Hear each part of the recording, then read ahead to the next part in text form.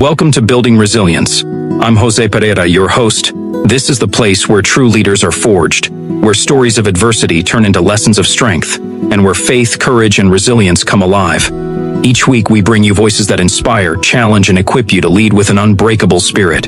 This is more than a podcast. It's a movement, and it begins right now. The podcast Building Resilience.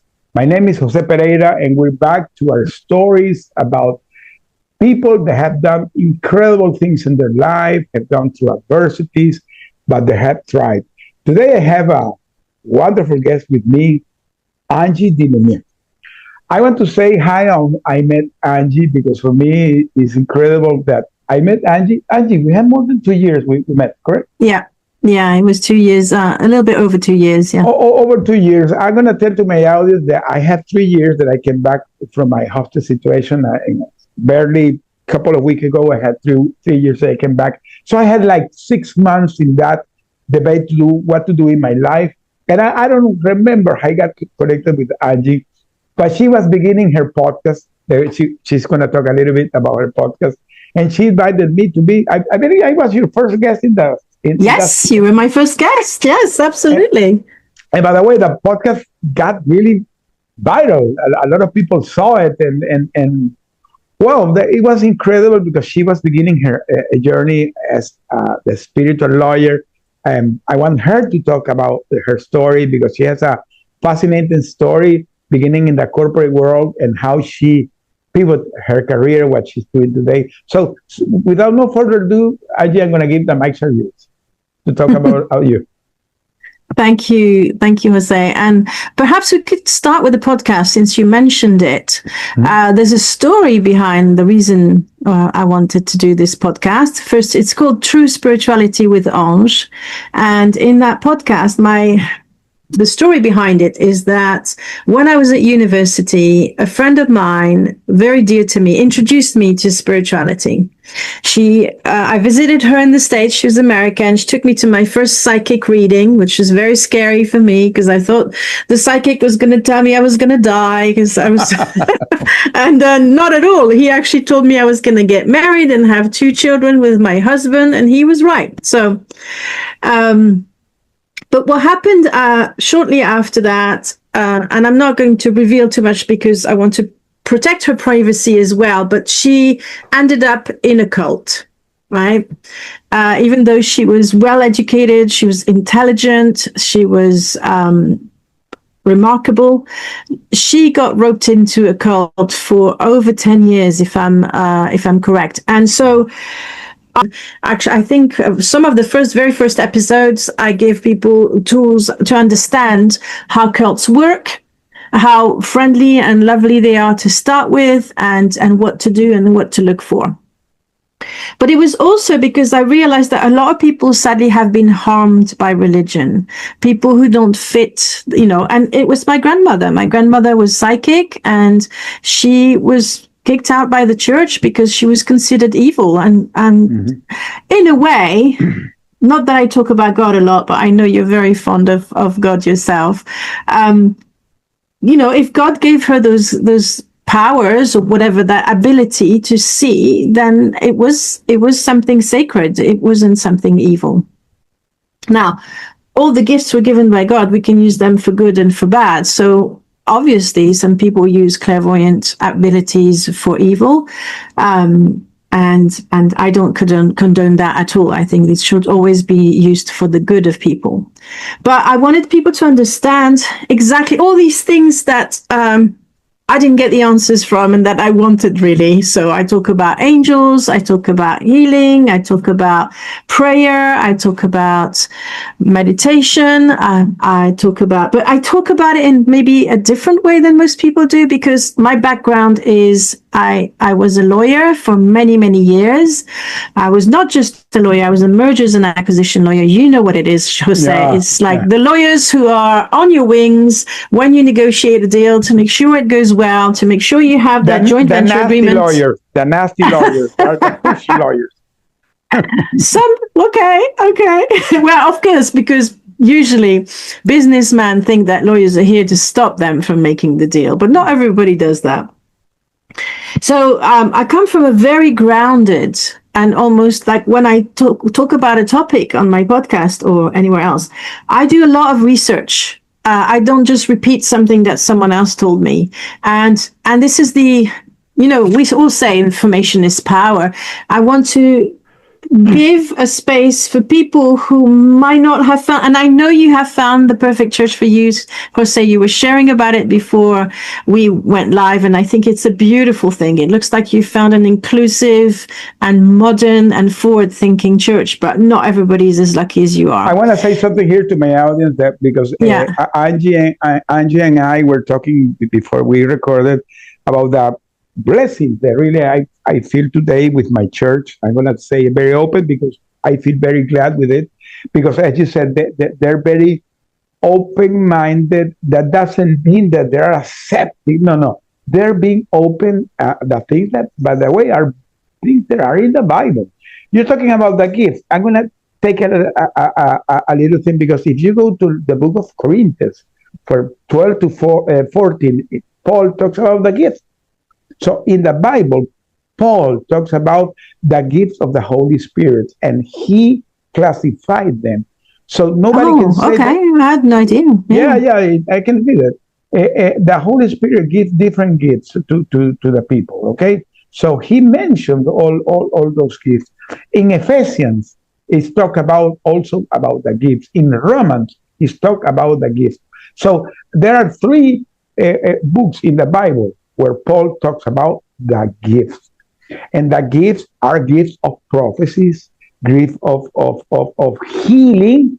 That healing is a gift given by God, but through the Holy Spirit. And these are the things that why the people are not talking about this. They are in the Bible. So sorry I mentioned it, but I want to. No, I'm so glad that you did, because it's a very, as we say, it's a very different I suppose, face of Christianity that we don't hear enough about. So we don't hear too much about it. Yes. Yeah. And so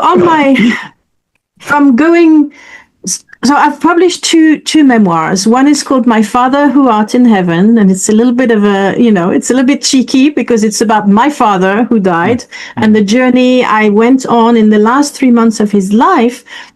And the conversation I try to continue after he was dead. I think that was the most important message for me from that book. But through that journey with my dad, I was surrounded by angels. I was guided. I was shown things. I knew what he needed before he died, even though he couldn't speak anymore. So I took him to church because it made him so happy, because I knew that's what he wanted. I took him to all sorts of places. I took him to a flower shop so he could buy flowers for my mum. All that I felt that he told me with mind to mind, and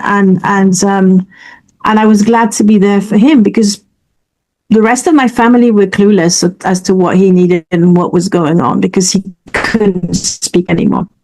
Yeah. But my second memoir shows how I went from being a lawyer to being what I call a mystic. Because I talk to the angels almost every day, and I've had the privilege to give healing to people. I'm not saying that I heal them, because only you can heal yourself. But I learned all these modalities almost like pushed in. And I suppose the pivotal moment, but we'll go back to the resilience piece, because I think this is more about what you want to talk about. Actually, it happened before. So I was sadly burnt out in my life 4 times. And the first time, I didn't even know what it was.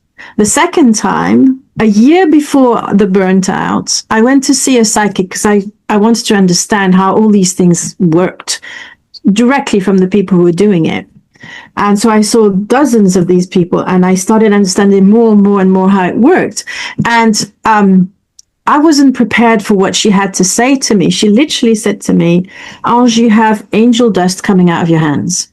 And I was a lawyer at the time. And I was like, I don't know. I don't want to hear about this. I don't understand it. I don't know what I'm supposed to do with it. I was actually quite shocked. You had a logical mind, correct? Yes. And for me, people with angel dust coming out of the hands, they don't exist. It's just in fairy tales. Maybe it's in whatever. It's not even in the Bible. So, but because she said that to me, I said, well, I think I need to pursue it, because if it's a gift that's been given to me, then I need to learn more about it and I need to share it. So that's what I did on the side. So I trained in a modality called Reiki, which it doesn't really matter what modality I trained in, but what was good about that one is that it's kind of neutral. So it's accessible to everyone. You don't have to have specific beliefs in it. And the moment I walked into the lady who trained me, she said, "You're a natural." And I was like, "I don't even know what you mean." So all these people started saying the same things to me. So I trained in Reiki, and then I went back to the office because I had a mini sabbatical, and that's when I did all these things. You were still active in the Oh, I was. Okay. Completely. Yeah. This is why it was so shocking for me, is that I wasn't prepared for this. Now imagine, Jose, if someone had come to you as a CEO and said, "Hey, Jose, you have angel dust coming out of your hands." How would you have reacted? I don't know. I would love to know, actually. Yeah. So I go back to the office and I'm like, what am I going to do with all this? You know, I have a lawyer on one side, and then what these people are telling me, I have no idea what to do. So I went for a long walk over lunch on the first day back to the office, and I asked the sky, whatever, the universe, give me a sign. And when I asked for this sign, literally this big white feather fell from a perfectly blue sky with no birds around, no one around. I was alone walking around, and it fell into my hand like that. And I was like, what is this? Okay, I get it. It's a sign. I'm going to say it's an angel feather, right? Thank you. What does it mean? And it's only, Jose, I kid you not, it's only a month ago that I realized what this feather meant. It took me almost 25 years to get it. And what it meant? Well, what this meant is the angels are with you. They were almost telling me, you are going to face the worst year of your life, but don't worry, we are with you. So what followed is, when I went back to the office, my boss got fired. You know about all these restructuring.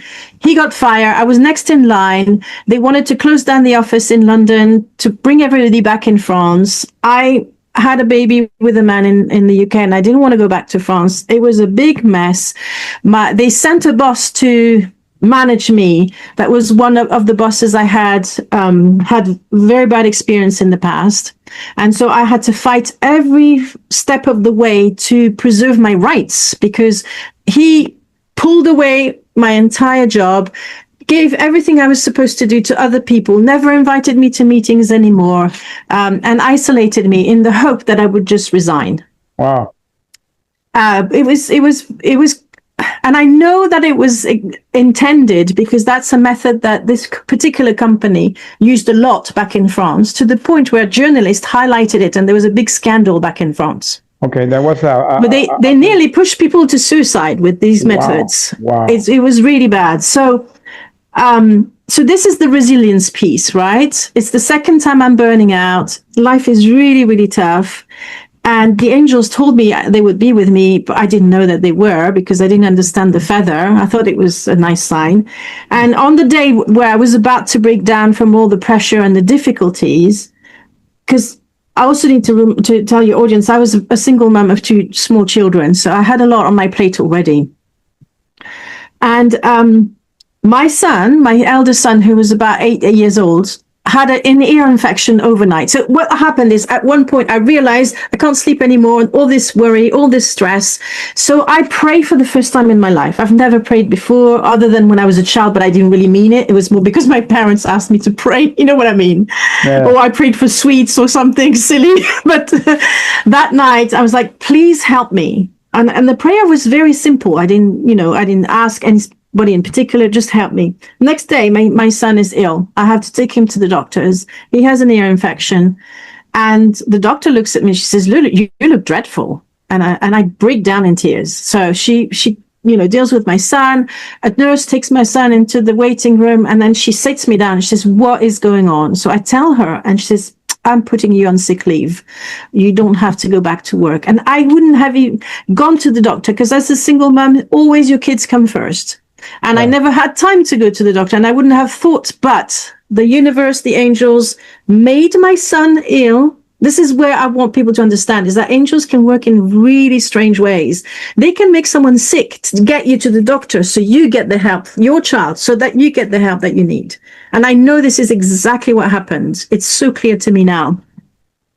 And so in the end, I had the support from the doctors. It was wonderful. And then that's when actually I had to start a completely new life. And it almost gave me the permission to look into these things. I wanted to learn more about angels, more about all these things. And it led me then to what I, discuss as becoming this modern mystic, where I learned so many things directly from the angels. Does that make sense? What about a question? When you're talking, I'm thinking, what about the Holy Spirit? Well, you could call the Holy Spirit to absolutely somehow. It's interesting you should say that, because a lot of people say they connect to the Holy Spirit or even to God. I've never felt that I was good enough for that. So for me, I can talk to angels because they're here to talk to everybody. But I never really felt. Why do you think you're not good enough? Because I believe that. Well, I did. Everybody has an intimate connection with God, because I have learned that we are creatures of Him. He created us as His image, and He really wants to connect with us.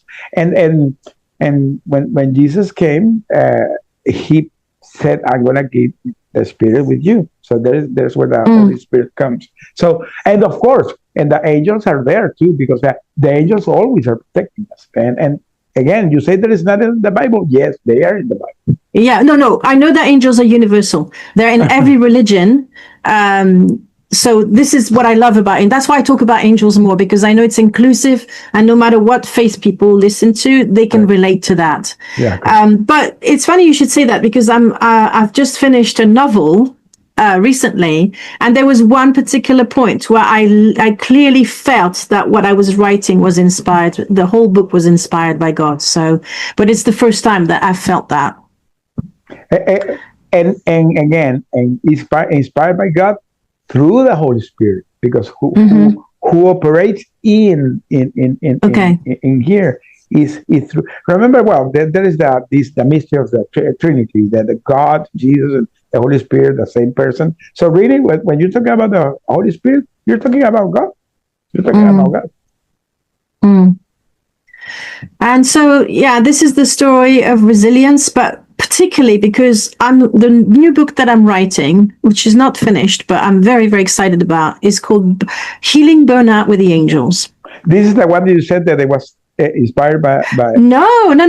There's a novel, but there's also this book. Okay. I think this book, So the novel is finished, and I'm going to get an agent and get it published. But this book started to write only about a month ago, and it's called Healing Burnout with the Angels.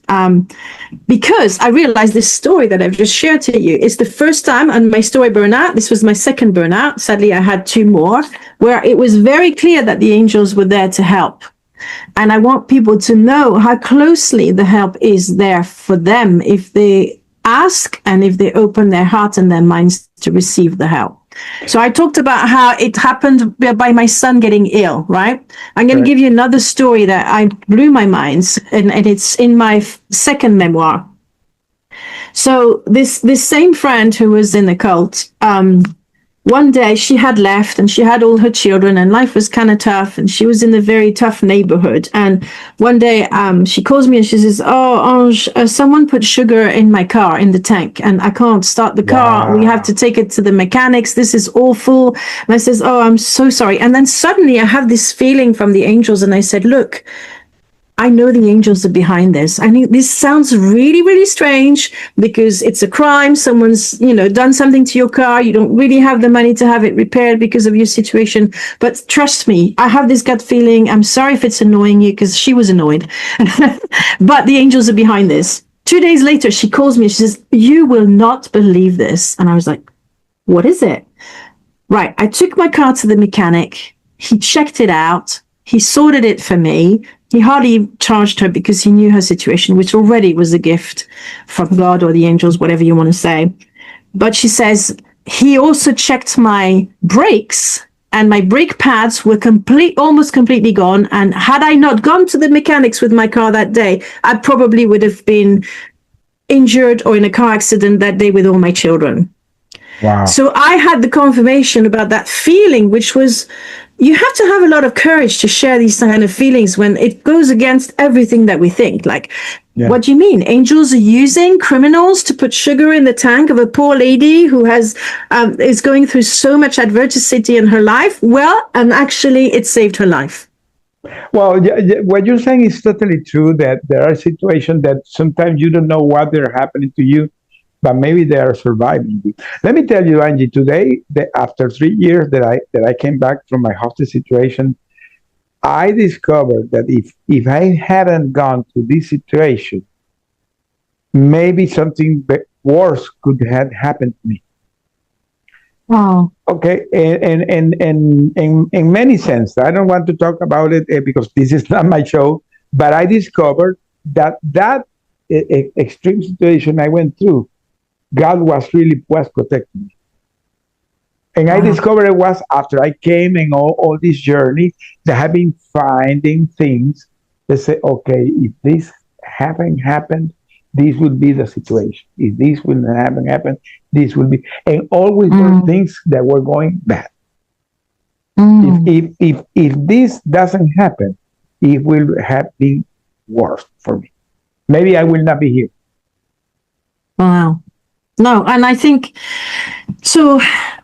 It's really magical when we find these things out, isn't it? And I think for me, it's having a peek into the bigger picture, because when we look only at what's happening to us in the minutiae, in the small details of life, we don't understand why things happen, and there's not always a reason. But often, and I do trust actually in the. Because I was shown at one point that the angels are working overnight, all the time, 24/7, to make good things happen in our life. And they're rearranging things. When we miss a sign, there's another one coming, and they try and they try and they try.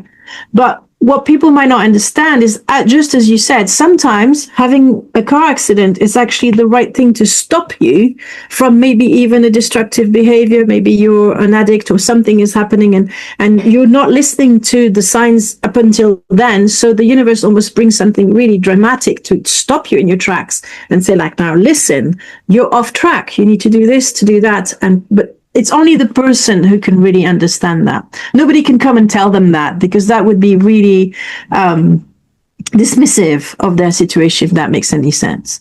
If someone had come up to you in the jail when you were and said to you, "Hey, Jose, this is actually better than what could have happened," you would have like, "You just go get lost. I don't want to hear you." And I understand that. But when you understand that, now today I say that I'm not happy what happened to me, but I'm really happy the lessons I learned, because I learned things that today I know because that situation. If not, they will never happen.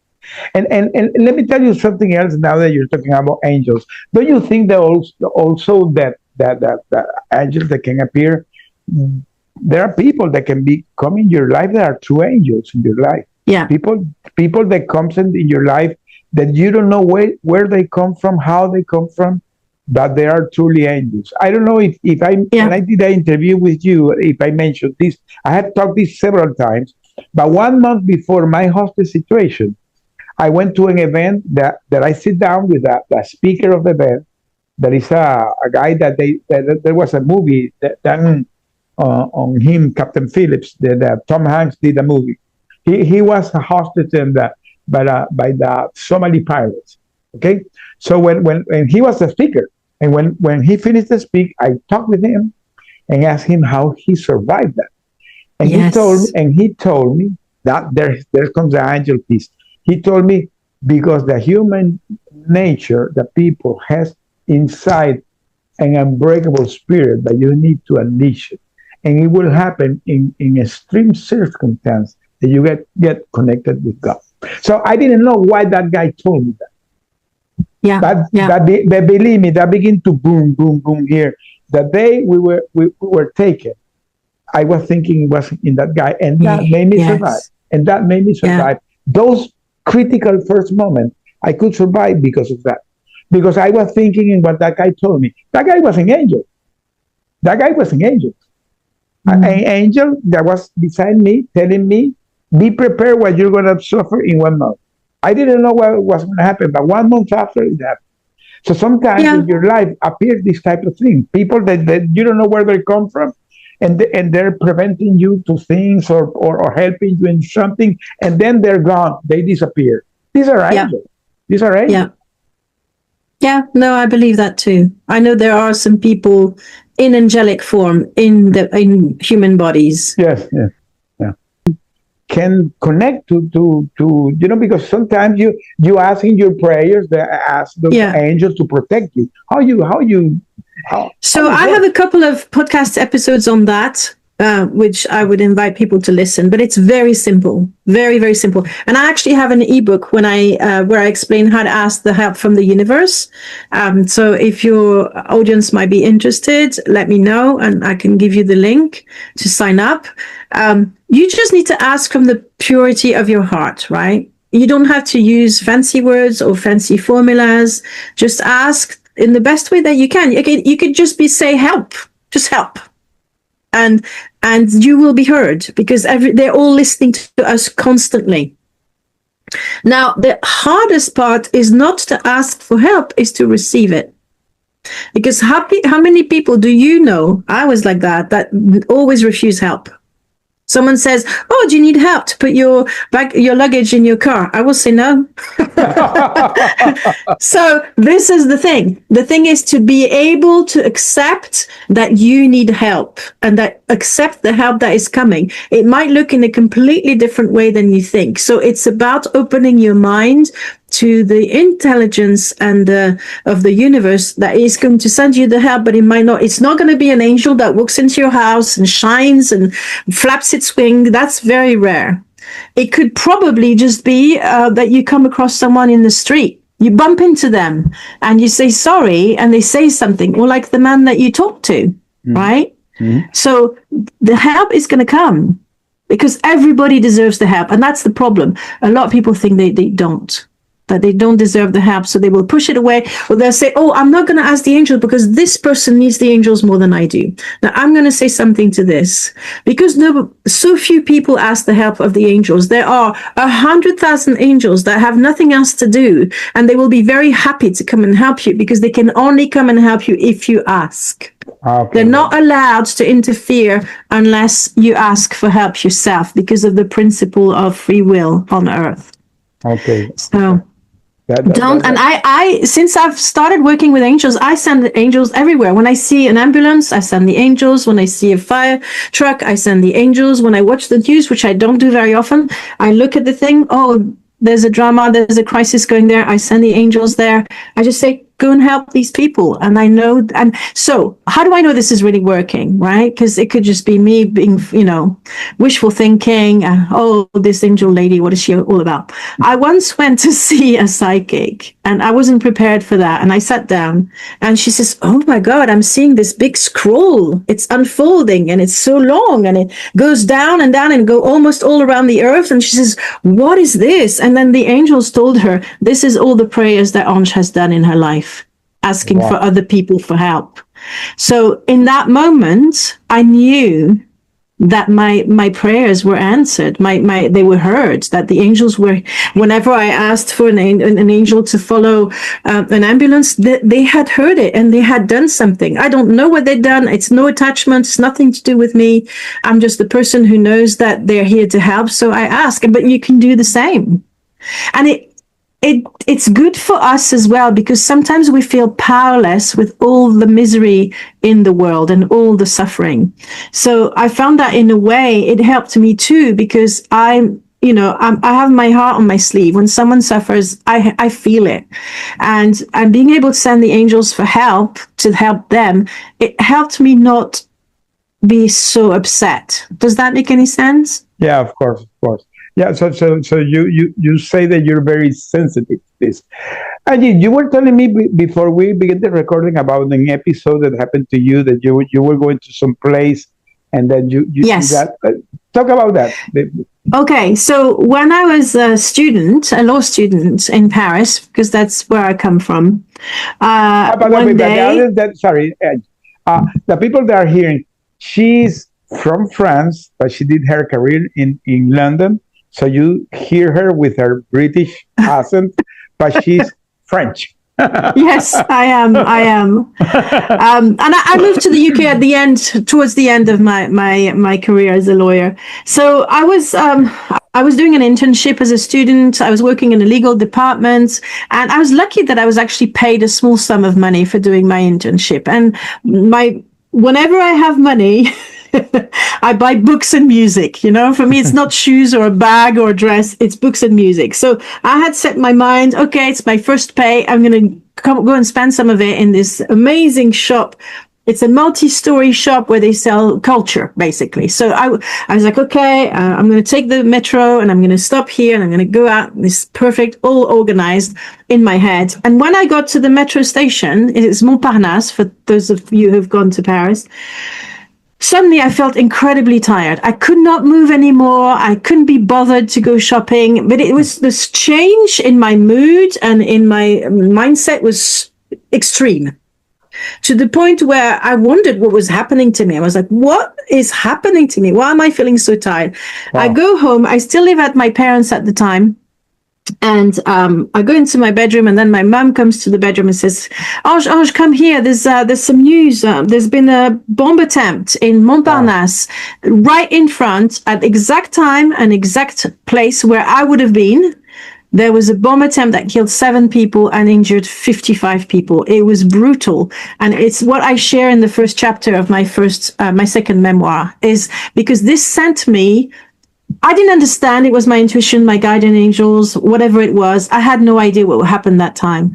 But I know that other people have experienced similar things, or either even feeling pushed away from a cliff, or, near a car accident that didn't happen because something happened to stop them. But what it did, it's even though I was a lawyer and I had a 15-year career as a lawyer, it kind of opened my mind to things that you can't explain. And at the time, as I said, I was living at my parents. My dad was a very devout man. He went to church every Sunday. His best friend was a priest. And I asked both of them to try and explain to me, why did I survive? And why did the other people, why did they not get tired and not go to the scene? And they couldn't give me an answer. They didn't have an answer that satisfied me. So this story sent me on my path, my journey to understand what I call true spirituality, which is universal spirituality in a way.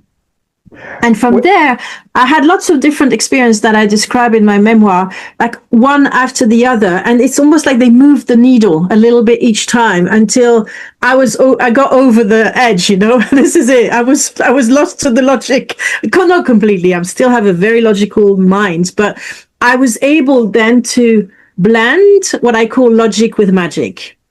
There are two things that I want to talk now, because you talked about intuition, and this is a program where we talk about resilience and leadership. And one of the things in a leader, sometimes there are leaders that have a strong intuition for businesses. Yeah. So do you think this is random, or there is something that is like a gift that you can connect and see things coming? All right. So I think we all have the gift of intuition. Okay. Just like we all have legs. But the psychics, the clairvoyants, they're like our athletes of intuition. They can do, they can see, they can hear, all their senses are magnified, but we have all of it. We all have intuition. The difference is one leader, one CEO will trust their intuition and the other won't. And this is the beauty of it. I'm so glad you asked me the question.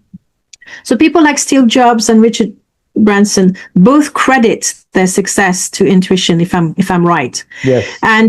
But they never have the time to teach other people how to use their intuition in leadership because they're too busy being successful, right? Yeah. And then on the other side, you have the psychics who know nothing about business, and so they're too far remote. They're in fairyland. Mm-hmm. And I feel that my mission is to actually teach these leaders how to use and trust their intuition, because everybody's intuition is different. My form of intuition is that I just know things. I know it without knowing how I know it. And that is the most common form of intuition.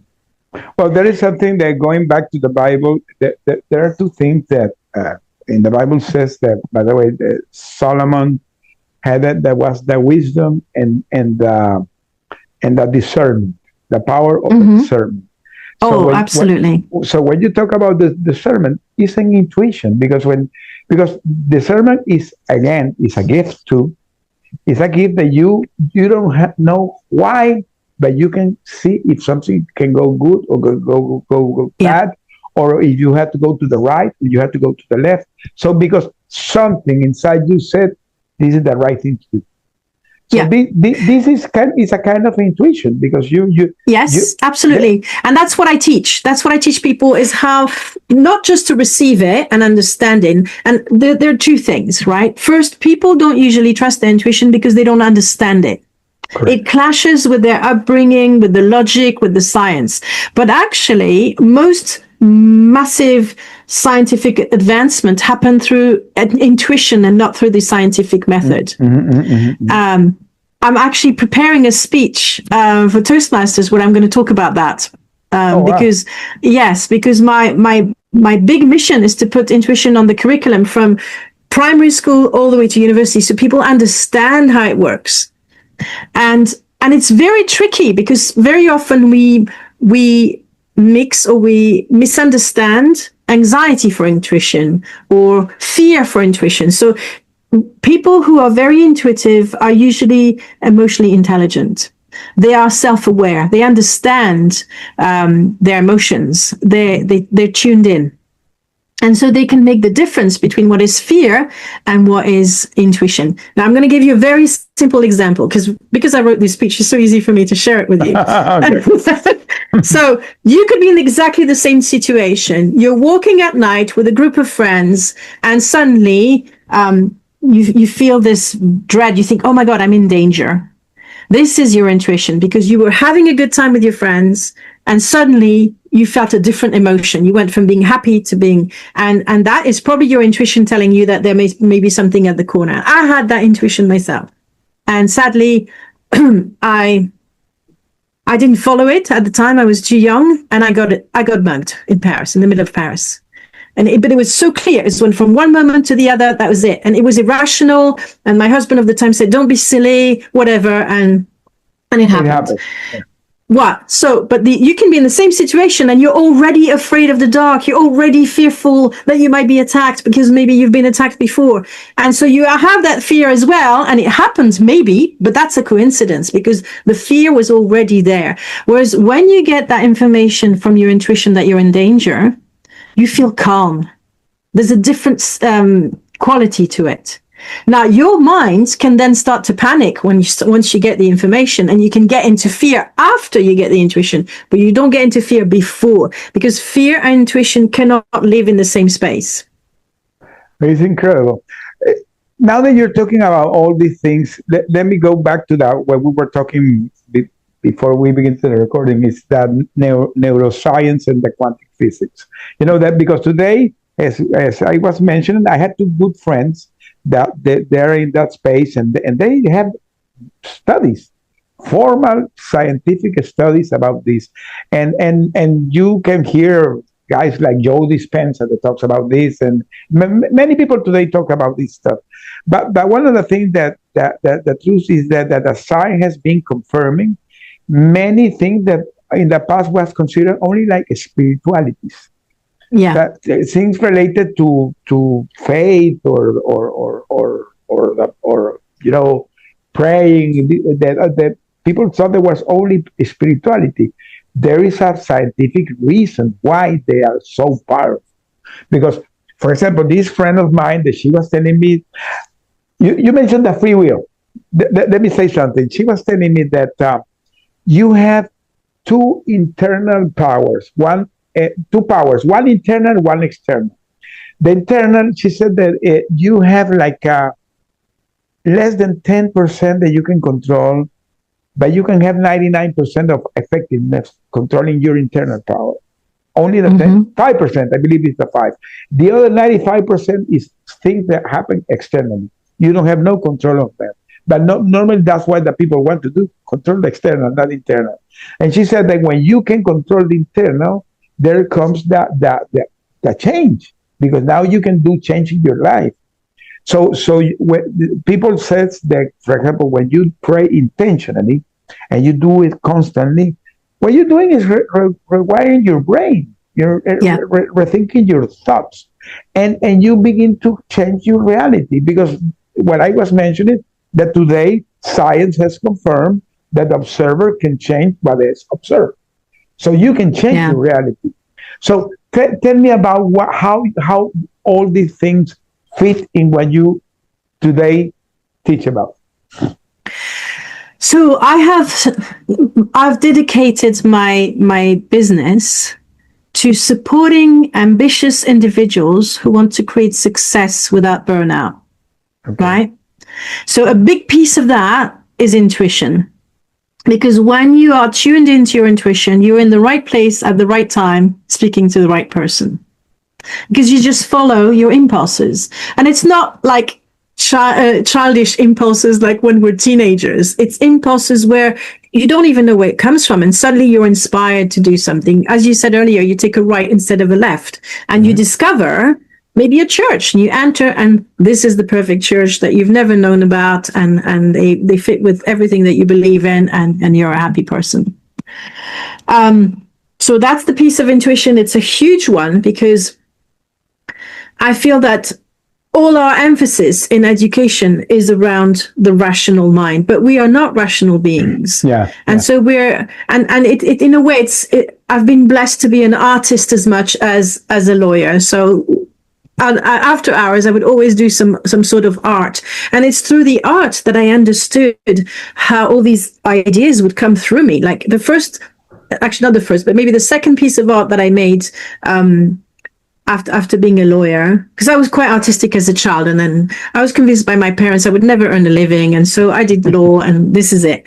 But I didn't think the piece that it literally was created through my hands without my head thinking. And when I looked at it, I was thinking, oh my God, I'm not talented enough for this. This is coming from somewhere. Maybe the Holy Spirit has inspired me to do this. I was doing mosaics at the time. So I teach people how to connect to that, what I call intuitive intelligence, right? It's universal intelligence. It's something that is bigger than all of us. It's so intelligent that is just incredible. And then it can give you the tools, for innovation in business. If you think the same thoughts, this is why I don't think AI is a threat at all in business, because AI only looks at the past. It only processes what's been posted on the internet or somewhere. It doesn't look at what can come in, the new stuff, the invention. And that's... But this is today. Don't you think that they can evolve in the future? I don't know. I'll tell you when I see it, when I'm shown that it works. But so far, it doesn't have that intuitive intelligence, because it doesn't have the soul that can connect to the bigger picture. So that's one piece of what I do. But I have three other, what I call the pillars. There's 4 pillars in the work that I do. One is to teach people about energy. Because once you understand about energy, a lot of things are explained to you, but also you can be more dynamic, more energetic, no matter what your age, no matter what your condition. I'm actually running a webinar in a couple of days with the 4 unusual ways to prevent burnout, and energy is a big part of it. One of them, and I did a full episode on that, probably 2, is about how to manage people that I call energy vampires, who suck the energy out of you and who are always complaining and all that. So if you understand how that works, you can protect yourself. You can still be kind to these people, but you know how to manage them so that you're not drained at the end of the day. Let me tell you that going back to my church, one of the things that Pastor always is saying is that identify those people that suck your energy and take it away of your life, because these people are going to. He wrote a book that's called "Building Up Your Atmospheres." So and he always has mentioned that you have to take care of your atmosphere, because that is everything for you. And part of the atmosphere is that be surrounded the people that are aligned to you, and be surrounded the people that vibe at the same alignment that you have. So you are Yeah. building your own atmosphere. If in that atmosphere appear people that are sucking your energy, you're destroying your atmosphere. And he mentioned Mm. always that this is something that is a precious gift that we have to try to always try Yeah. to keep. And again, it comes to with the energy. People that Mm. come, maybe you invite somebody to your house and has had bad energy, it can get in your house. So and that is so true, because we're talking about energy, we're talking about empathy, we're talking about things that you know is And we know that because sometimes we have instant likes or instant dislikes of people without knowing anything about them. You go correct. to a networking event and you immediately connect with some people, Oh, and that you guy, I don't like don't that guy. I don't like that guy. exactly. I I've don't know had that what. so many times, and I felt bad about it, but I don't anymore because I feel that on some level that's protecting me and allowing me to be connected to people who are on the same wavelength. We even have the language in the English language that explains this. There are wavelengths, and we are compatible with certain people and not with others. So that was the second pillar. The third is the prosperity. So I think that, and it links to success directly.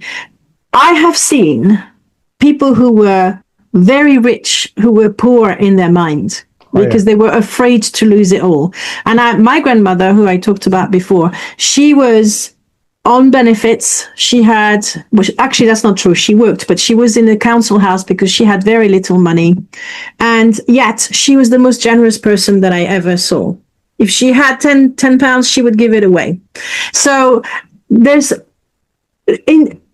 very important for us to understand the mindset of prosperity, which is different than money, because Yeah. they're two different things. Yeah. And once we master that, we don't go into the wrong kind of, aspiration for success, right? Success, our definition of success is very important, but we are sometimes raised and our education or our family background to want some things that we don't actually want. And maybe there are things that we want that our parents tell us, no, you'll never have that. Don't even dream about it. So it's important to go back to the inner wisdom and to work on that prosperity mentality and that mindset to understand exactly what do you want out of life, Jose? What do you want out of life, Ange? How much money and why? It's more important to know why. What is it that you want to? So that's the second pillar, because if you don't have that pillar really, really strong, you're going to compete with the Jones. You constantly compare yourself, or you'll think, I have to do this and I have to do that because I'm a lawyer and lawyers do that. When really, you need to question all this because it's putting a pressure on you almost to buy into a materialistic vision of success that might not be related to you at all.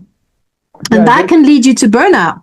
Yeah. Because when you have that big house, the big cars, the big this, and your kids are in the private schools, and I'm not criticizing any of that. If it's your choice, your true choice from your heart, and that's what you want, absolutely go for it. But it does put a pressure on you to perform and to work hard, and very often to work very long hours. And you have heard of this book, The 5 Regrets of the Dying. Mm-hmm. Nobody's ever regretted spending more time in the office or at work. So we have to balance this. We have this wisdom now, and we have to be more intentional about what kind of success do we want to create in our life. So that's the third pillar. Yeah.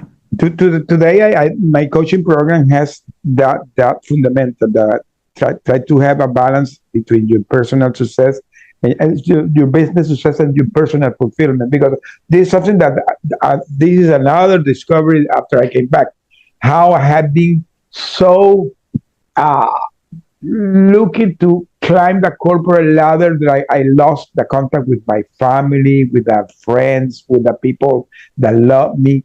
Today I try to have that balance, and this is something that I tell to anybody that I coach. You need to have the balance, because there's where you're going to be really successful, and you have that balance. So you can be, because sometimes the people are chasing the money, and the money comes. You don't have to chase it. It will come to you.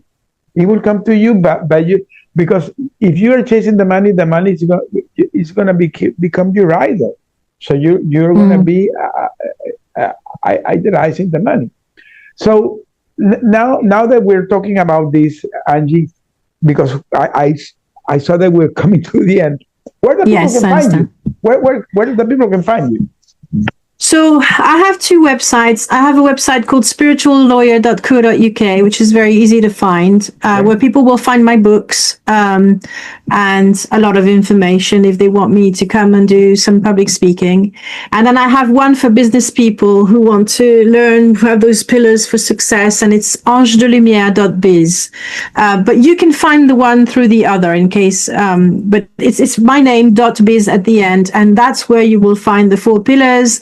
How, if you wanted to sign up for the workshop, because I'm going to run it again, obviously, the one I'm running on Thursday about the 4 unusual ways to prevent burnout. You're going to run it in Facebook. It's going to be run in Facebook. No, it's in Zoom. So you have to sign up to my newsletter, but they can find all the information on my website to join. Okay. So that's where people can find me. I have my podcast, obviously, True Spirituality with Ange, which is on all the podcast apps that you can use. I'm on LinkedIn, also quite active on LinkedIn, and I'm recently started more on my Instagram. And I'm on those platforms. I'm Spiritual Lawyer as the handle, but on LinkedIn it's Ange de Lumiere, obviously. Okay, if the people that are hearing this want to be a guest in your podcast, how they can contact you? Through the webpage? Yes, there's a contact form. Absolutely. I will say though, that I have guest book until April next year. And that's not to say that I know, maybe, which is a lovely thing. So I'm not saying no to guests, but, they need to know that they have to, contact me long in advance, because maybe I was lucky being your guest. Yes. Well, I was lucky to have you as a guest. I think you were a wonderful guest with such a story, and you've inspired many people who've listened to my podcasts. You have inspired a lot. Thank you. This journey, I was telling Angie to the audience that these 3 years that I have been revisiting my life and learning through things. Sometimes you go through situations in life that you don't know why you're going through that situation, but sometimes it's happening because there is something better coming in your life that you don't know it, you don't see it. So when you mentioned that sometimes the sugar in the car, in the tank, it was preventing something bad happening. So when people are going through situations, sometimes don't see the bad picture, see that it can be something bigger and better for you in your life. So coming to that, Angie, give me in 1 minute, what is your final recommendation to our audience? So I'd like people to understand that they have a direct connection to the angels, that they're all intuitive, they have this gift, that they don't have to deny who they are. So if they're very logical like me, this is something that can be integrated. You can integrate logic with magic. And when you do that, you're unstoppable. You go so much further. And also your life is so much easier, because what people don't realize is that if you are focused and you know what you want, and you have your path and you're willing to put the effort in, the universe will do 50% of the work and meet you there. But it's what we talked about earlier. A lot of people want success and be able to say, I did it myself. I did it on my own. And I was one. Yeah, exactly. No, but it's ingrained in society, in the culture. I hear it everywhere. Lawyers, they always think they did it themselves. Nobody else has ever supported them, but it's not true. I've seen in my own experience that I've been supported all the way. I've had these angel feathers fall into my hands. And now when I have great ideas, when I have, well, I'm not sure if it's genius. I'm thinking, oh, someone sent me an idea. Thank you. I never think it's me, because I know, no, I'm not clever enough to have an idea like this. And so it's What is important though, Jose, because you know that more than anyone else, is that it helps you to find purpose and meaning in life. Everything seems to be so grim and they need some hope, and there is a lot of hope out there. So start experimenting in small ways. You can even ask for a parking space and see how it goes. Just like a small experiment like that. That's how I started working with angels, actually. I read in a book and I thought it was ridiculous. And I thought, okay, I'll give it a try. I'm a busy mom, a single mom.